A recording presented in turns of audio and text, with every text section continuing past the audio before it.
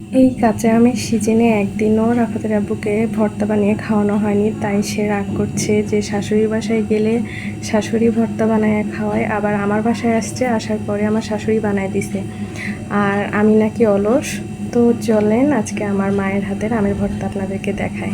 মায়ের হাতের স্পর্শ থাকা মানে প্রতিটা খাবারই অনেক সুস্বাদু হয়। তো আজকের এই ভর্তাটাও অনেক মজা হয়েছিল, কোনো অনেক ধরনের মশলা না, অল্প মশলাতে এই আম ভর্তাটা মাখাইছি, কিন্তু খাইতে অনেক মজা হয়েছিল। তো প্রথমে আমগুলো মা ছিলে নিছে, এরপরে আলু কাটার মেশিনে আমগুলোকে ঝিরি ঝিরি করে কেটে নিচ্ছিল। এরপরে কাটা শেষে কিছু কাঁচা মরিচ আর লবণ দিয়ে ভালোভাবে মাখিয়ে নেবে।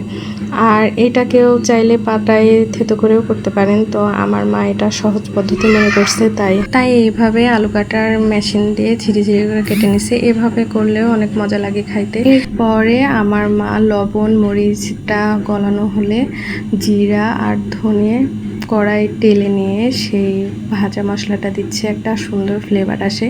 এখানে কোনো ধরনের বাইরের কাসুন্দি বা অন্য কোনো চাট মশলাও দেয়নি, কিন্তু এই মাখাটা অনেক মজা লাগে খাইতে, বাসায় থাকা উপকরণ দিয়ে এই আম মাখাটা। আর মাদের হাতের বললামই তো যে কোনো খাবারই অনেক মজাদার হয়।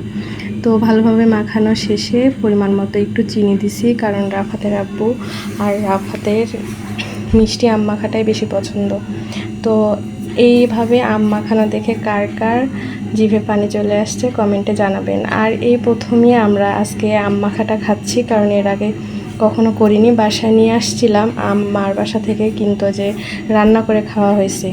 এরপরে আমার বরকে খেতে দিতেই সে এক গাদা কথা শোনাইছে, বলে কি আজকে এই প্রথম খাইলাম, এর আগেও নিয়ে আসছো, আনার পরে বাসায় পচাও, তাও কখনো ভর্তা করে দাও না। শাশুড়ি বাসায় আসলে এরপরে শাশুড়ি খাওয়ায় আর ওখানে গেলেও খাওয়ায়। তো আমাকে বলতেছে যে আমি একটা অলস। আসলে কাজের অন্যান্য চাপে এই ধরনের এক্সট্রা কাজগুলো করা হয় না, আসলে মাঝে মধ্যে বললে ভুল হবে, করলেই করা, কিন্তু আসলে আমরা একটু অলস। তো আমার মতো কোন কোন আপুরা আছে কমেন্টে জানাবেন। আজকের ভিডিও এই পর্যন্ত, সবাই ভালো থাকবেন, সুস্থ থাকবেন, আল্লাহ হাফেজ।